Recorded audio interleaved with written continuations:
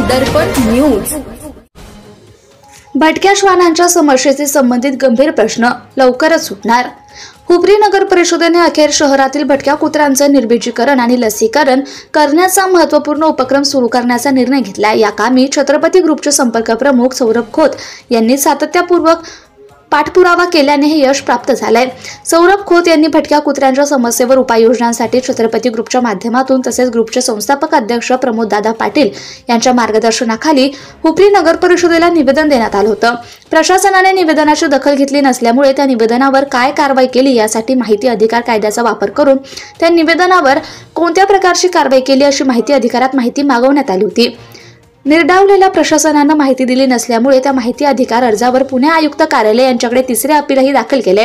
यामुळे प्रशासनाने खडबडून जागे झाले आणि सदर कामाची वर्ग ऑर्डर काढण्यात आली आहे। हा निर्णय शहरवासियांसाठी भयमुक्त आणि आरोग्यदायी वातावरण निर्माण करण्याच्या दृष्टीने महत्त्वाचा निर्णय।